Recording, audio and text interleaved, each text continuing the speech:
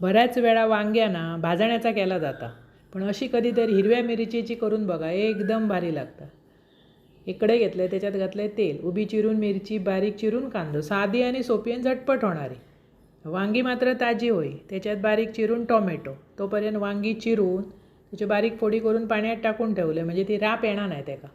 त्याच्यात घातले हळद, परतून झाल्यावर वांग्या घातलं आणि ताजी असली की ती पांढरीच रवतो. आणि 2 दिवस रवली फ्रीजमध्ये काय ती काळी होतं.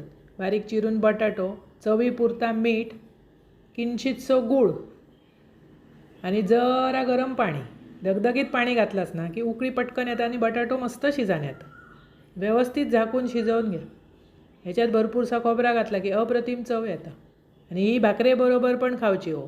जेव्हा शेतीची कामं असतात ना, मेरेर ही भाकरी आणि वांग्याची भाजी सरसकट सगळ्यांक आवडतं आणि आमका ती सवय असते. बऱ्याच वेळा आम्ही मिरचीची करतो.